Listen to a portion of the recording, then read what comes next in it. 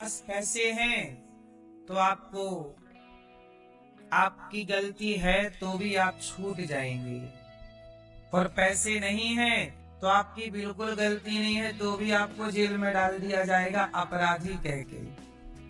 बोलो हाँ।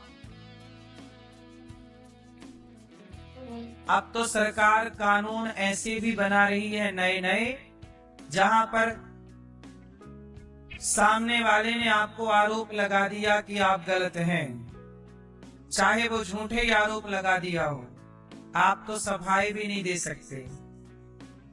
अच्छा एक बात बताओ, मैंने आप पर कोई आरोप लगा दिया तो आरोप सही है कि गलत है, इसकी जांच होनी चाहिए कि नहीं?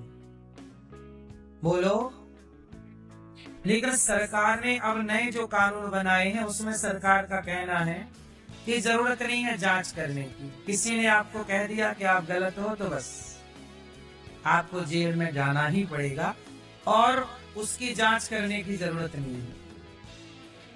अब ये कानून आ रहे हैं नए। बोलो हाँ। अब बताइए ये न्याय है कि अन्याय है? तो सरकार न्याय के एक कदम है पास के अन्याय के एक कदम पास है। अन्याय पहले ही कम था कि सरकार और अन्याय करना चाहती है।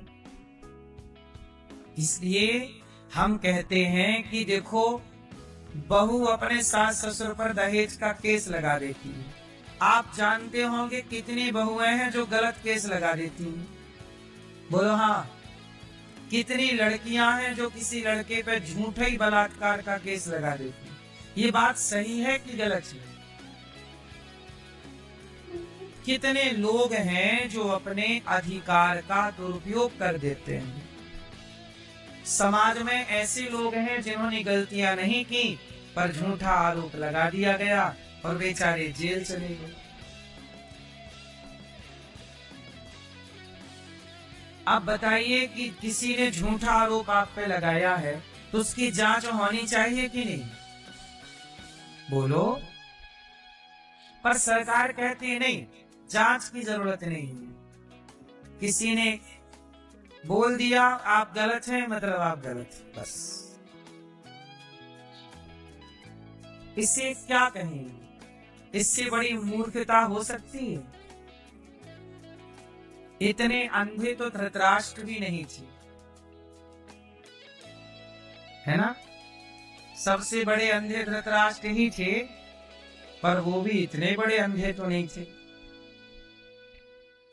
जांच तो करा लो भाई साहब। जांच ये नहीं होगी, बोले जांच की जरूरत नहीं, अंदर चलो जेल में। अभी कुछ दिन पहले हमारे देश में एक आदमी को जेल में डाल दिया, 40 साल जेल में रहा। 40 साल के बाद उसे न्याय दिया सुप्रीम कोर्ट ने कि ये व्यक्ति निर्दोष है। 40 साल बाद न्याय क्या मिला? निर्दोष है। और आरोप क्या था? 100 रुपए की धोखाधड़ी। कितने रुपए की? 100 रुपए की। वो राज परिवहन बस नहीं चलती थी सरकारी, पहले सरकारी बस, उस सरकारी बस का कंडक्टर था। 100 रुपए का उस पर घूस लेने का या टिकट ना काट कर चढ़ा लेने का यात्री को आरोप था। उस 100 रुपए के केस में 40 साल लग गए न्याय देने में। और न्याय जब मिला तो क्या मिला कि ये आदमी निर्दोष था। इसने कोई ऐसी बात कही नहीं, किसी ने झूठे ही आरोप लगा दिया। तो किसी के झूठा कहने से सरकार ने जांच नहीं की कि वो सही बोल रहा कि गलत। वो जेल में 40 साल। अब बताइए ये न्याय है? ये है नेताओं का न्याय?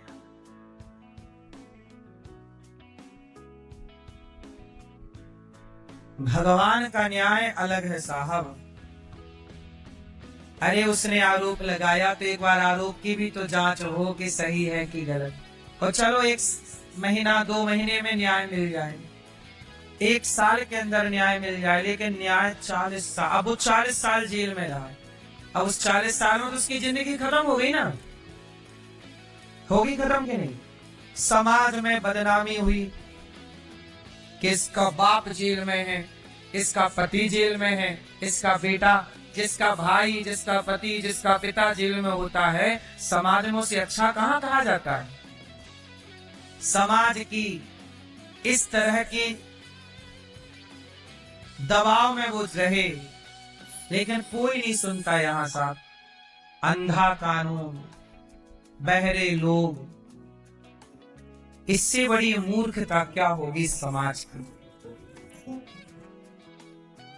इस देश में न्याय नहीं, न्याय के लिए आप लड़ते रहो, देते रहो वकीलों को पैसे, पैसे खर्च होंगे, बस न्याय नहीं मिलेगा।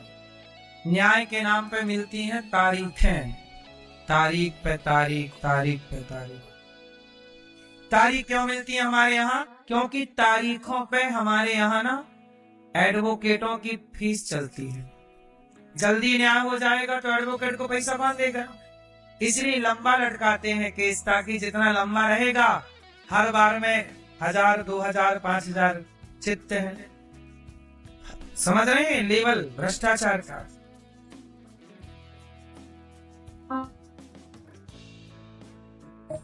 सरकारें पूंगी, सबको पता है सब कुछ, पर अंधेर नगरी चौपट राजा, टके शेर भाजी ठके शेर खाजा, ये पढ़ा था, देखने को मिल रहा है। थी अंधेर नगरी थानबूज राजा, टके शेर भाजी टके शेर खाजा। अंधेर नगरी और चौपट, चौपट राजा। ऐसा है न्याय इस देश का। क्या कहें, किससे कहें? उम्मीदें भी तो नहीं है किसी से। जिनसे उम्मीदें थी वही ऐसे कानून ले आए, कह रहे हैं कि अब जांच ही नहीं होगी, तुम आरोप किसी ने लगाया सीधे अंदर जाओ, कोई जांच की जरूरत नहीं। देखो भगवान का कानून, सबको दंड है। क्या राजा, क्या संत गृहस्थी, क्या राजा क्या रानी, प्रभु की पुस्तक में लिखी है सबकी कर्म कहानी। ईश्वर के घर न्याय होता। उल्हायना